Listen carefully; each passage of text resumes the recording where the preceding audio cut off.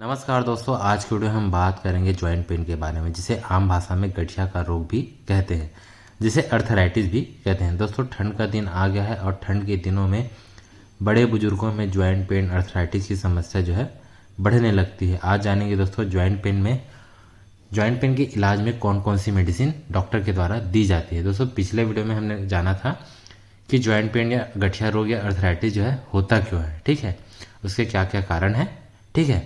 दोस्तों, joint pain arthritis में दर्द बहुत ज़्यादा होता है, तो उस कंडीशन में डॉक्टर जो आर्थोपेडिशियन है वो मरीज को कौन सी दवाई देते हैं, जानेंगे दोस्तों अर्थराइटिस हो या जॉइंट पेन, इसमें दर्द बहुत ज़्यादा होता है और तो और ठंड के दिनों में यह दर्द जो है डबल हो जाता है। उस दर्द को कंट्रोल करने के लिए सबसे पहले डॉक्टर जो है पेन किलर देते हैं या डॉक्टर के द्वारा पेन किलर दिया जाता है, जिसमें कि सबसे बेस्ट जो हड्डी या जॉइंट पेन में को कंट्रोल करने के लिए दिया जाता है वह डाइक्लोफेनिक 50 है, जिसमें कि मुख्य रूप से ब्रांड नेम है डायनापार।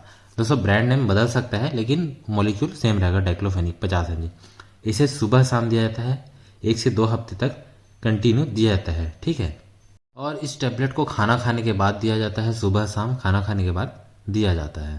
साथ में दोस्तों दर्द की दवाई की इफिशियंसी को बढ़ाने के लिए और इन्फ्लामेशन को कम करने के लिए एक स्टेरॉइड टैबलेट दिया जाता है, जिसमें कि कोई सा भी स्टेरॉइड हो सकता है, ओमना कार्टिल हो सकता है, वाइसोलॉन हो सकता है, 5 mg दिया जाता है। इसे भी सुबह शाम दिया जाता है, इसे भी कंटिन्यू 7 दिनों तक दिया जाता है।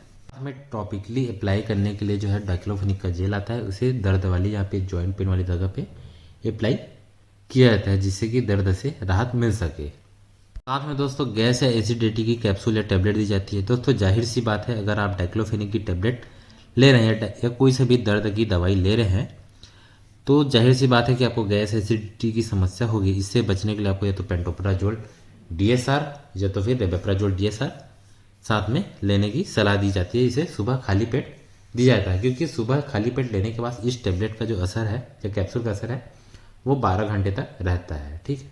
तो आप डाइक्लोफेनिक का जो टैबलेट खा चुके हैं, स्टेरॉइड खा चुके हैं, ओमना कार्टिल या वाइसोलॉन, साथ में आप जो है डाइक्लो का जो टॉपिकली अप्लाई जेल है वो भी लगा चुके हैं, उसके बाद भी दर्द कंट्रोल नहीं हो रहा है, तो डॉक्टर के द्वारा आपको दर्द को कंट्रोल करने के लिए एक डाइक्लोफेनिक का इंजेक्शन दिया जाता है। इसे भी कंटिन्यू 2 से 3 दिन तक दिया जाता है, ठीक है। तो यह जो डाइक्लोफेनिक का जो इंजेक्शन है वो 75 mg का होता है। इसे कंटिन्यू 2 से 3 दिन तक दिया जाता है। इसे IM IV दोनों में दे सकते हैं। साथ में दोस्तों विटामिन डी की कैप्सूल देते हैं, ठीक है। इसे हफ्ते में 1 दिन देते हैं, ठीक है। इसे कंटिन्यू 5 हफ्ते तक देते हैं, लेकिन हफ्ते में 1 दिन लेना होता है इसे। वही दोस्तों, अगर जॉइंट पेन जो है कैल्शियम की कमी या विटामिन या मिनरल की कमी के कारण हुआ है तो इसे भी कैल्शियम या विटामिन मिनरल की दवाई देते हैं। इसे भी 1 दिन में 1 ही लेने की सलाह दी जाती है। इतना बेसिक ट्रीटमेंट जो है दोस्तों डॉक्टर के द्वारा दिया जाता है। हमें लगता है दोस्तों कि डॉक्टर जो है नया दवाई लिख रहे हैं, अलग अलग दवाई लिख रहे हैं। दोस्तों, ब्रांड नेम दूसरा हो सकता है लेकिन फार्मूला मॉलिक्यूल जो है सेम होता है। डॉक्टर के द्वारा जॉइंट पेन है अर्थराइटिस में यही दवाई देते हैं, क्योंकि पेन को कंट्रोल करने के लिए दर्द की दवाई देते हैं। अगर कैल्शियम के कारण दर्द हो रहा है तो कैल्शियम, और विटामिन सप्लीमेंट के कारण हो रहा है तो विटामिन और मिनरल्स की दवाई देते हैं, ठीक है। कोई बोलेगा कि अब मुझे डॉक्टर ट्रामाडोल दिए थे या कोई बोलेगा आइबुप्रोफेन दिया गया था, तो दोस्तों वो डिपेंड करता है कि पेशेंट की कंडीशन के ऊपर। बाकी जो ऊपर हमने जो दवाई बताया मोस्टली वो ऑर्थोपेडिशियन के द्वारा दिया ही जाता है।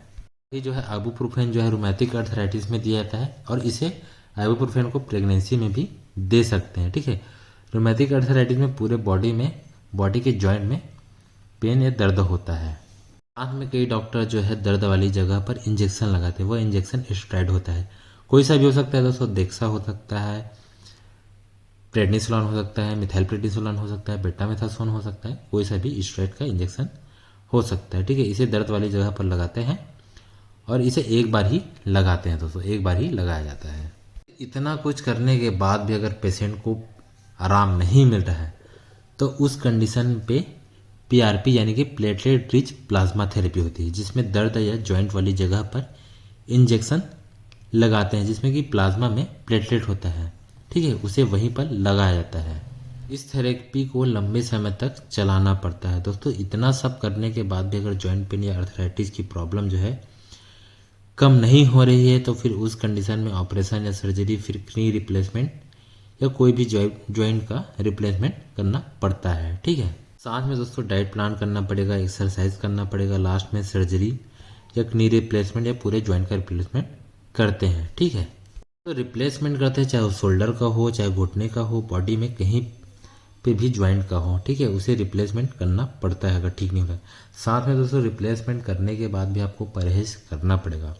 तो दोस्तों ये था कंप्लीट ट्रीटमेंट जॉइंट पेन, गठिया या अर्थराइटिस की। ठीक है दोस्तों, वीडियो पसंद आया तो वीडियो को लाइक कीजिए, चैनल को सब्सक्राइब कीजिए और बेल आइकन प्रेस कीजिए, जिससे आने वाली वीडियो की नोटिफिकेशन आप तक पहुँचती रहे। थैंक यू दोस्तों।